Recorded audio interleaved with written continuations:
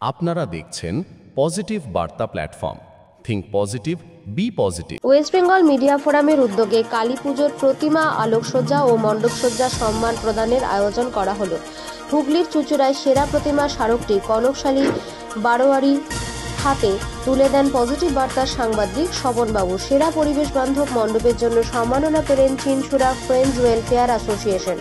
সংস্থার সম্পাদক সুব্রত কুমার রায়কে সম্মাননা সূচক স্মারক দেন পজিটিভ বার্তার সাংবাদিক শ্যামল কুমার সিংহ। পুরস্কার পেয়ে সম্পাদক বলেন, 32 বছর ধরে কালী পুজো অনুষ্ঠিত হচ্ছে। কালী পুজোর সাথে রক্তদান, স্বাস্থ্য শিবির, বস্ত্র বিতরণ, হুইল চেয়ার বিতরণ সহ সমাজ সেবামূলক কাজ করা হয়ে থাকে। এছাড়া পরিবেশ দিবসে বৃক্ষরোপণ ও হেলমেট প্রদান করা হয়ে থাকে। পজিটিভ বার্তাকে এই কাজের জন্য কৃতজ্ঞতা প্রকাশ করে। পুজো সম্পাদক পজিটিভ বার্তার সঙ্গে যুক্ত থাকার কথাও বলেন। হুগলি থেকে স্বপনবাবুর রিপোর্ট, বন্ধন নিউজ, পজিটিভ বার্তা।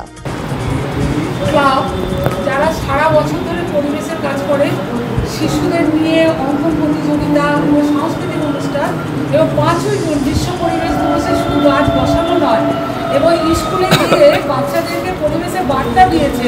সেই জন্য ফ্রেন্ডস ওয়েলফেয়ার সোসাইটির কালী পূজা মানে শ্যামা পূজাকে আমরাটাকে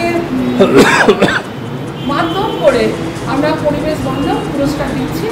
আর ফ্রেন্ডস ওয়েলফেয়ার সোসাইটির কর্মীরা সুব্রত রায় মহাশয়ের এবং এখানে আছে গ্লোবাল গ্রিনকে অসংখ্য ধন্যবাদ জানাই। এবং যাতে আমরা এই পুরস্কার পেয়ে আমরা আরও অনেক আমাদের দায়িত্ব কর্তব্য বেড়ে গেল, আমরা সামনের বছর থেকে আরও ব্যাসি আকারে ছাপাবো। আপনার নাম আর নাম আর ডেকে? আমার নাম সুব্রত রায়, চিনসুরা ফ্রেন্ডস ওয়েলফেয়ার অ্যাসোসিয়েশনের জন্মলগ্ন থেকে সেক্রেটারি। জায়গার নামটা দিস। চিনসুরা ফ্রেন্ডস ওয়েলফেয়ার অ্যাসোসিয়েশনের 30 বছরের কালী পুজো এবং আমরা শুরু থেকেই সমাজ সচেতনতায় ভর্তি হয়েছিলাম এবং সামাজিক কাজকর্মে যুক্ত হয়েছি। আমরা ব্লাড ডোনেশন ম্যাসিভভাবে শুরু করি। আজকে সেটা এবছরে 26তম বর্ষ হলো। এবছরে ব্লাড ডোনেশন ক্যাম্পে 102 জন রক্তদাতা রক্তদান করেন এবং আমরা কোনো এক বছরে 265 জন রক্তদাতার রক্তদান শিবির আমরা পরিচালনা করি এবং 250 জনেরও করি। এখন চারিদিকে রক্তদান শিবির হয় বলে আমরা একটু ছোটো করে দিই।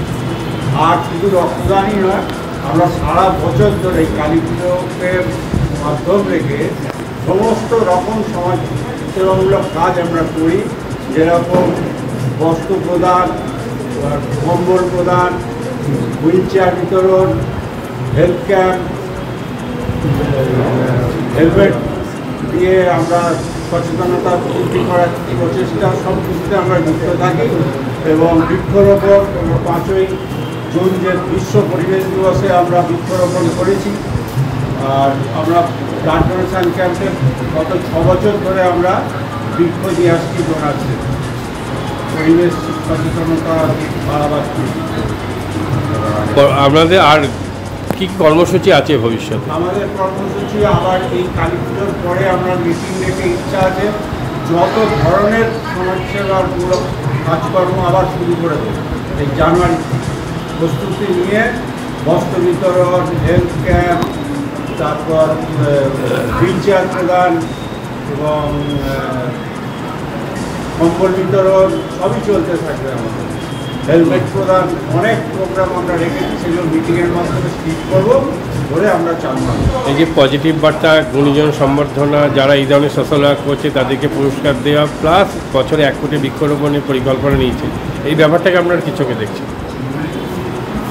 আমরা এখন সব থেকে বেশি গুরুত্ব দিচ্ছি পরিবেশ সচেতনতাটা, কারণ তার জন্যই আমরা বৃক্ষরোপণের দিকটায় বেশি নজর দিয়েছি গত বছর থেকে। তাতে আমাদের গ্লোবাল গ্রিন ফোর্স আমাদের সঙ্গে যুক্ত হয়েছে বলে এটা একটা সুবিধা হয়েছে। আমাদের গ্লোবাল গ্রিন ফোর্সের সদস্যা তপতি মাইতি এখানে উপস্থিত আছেন। উনি এই ব্যাপারে আমাদেরকে সহযোগিতা করেন এবং আগামী বছরগুলোতে আরও পরিবেশ বান্ধব কাজ আমরা অনেক রকম করি। আমরা পজিটিভ বার্তার এই পুরস্কারকে আমরা কী বার্তা দিতে চান এই পুরস্কারটা পাওয়ার পর? এই দিওয়ালি এক্সেলেন্সি অ্যাওয়ার্ড। এটা দিওয়ালি এক্সেলেন্সের পরিবেশ বান্ধব একটা অ্যাওয়ার্ড আমরা পেলাম আজকে। এর জন্য আমরা সত্যি আনন্দিত এবং কৃতজ্ঞ। এইটা হচ্ছে positive West Bengal media Bengal media ফোরামের থেকে আমরা পেলাম, যাতে আমরা সত্যি আমরা খুব আনন্দিত। আপনারা দেখছেন পজিটিভ বার্তা platform. Think positive, be positive.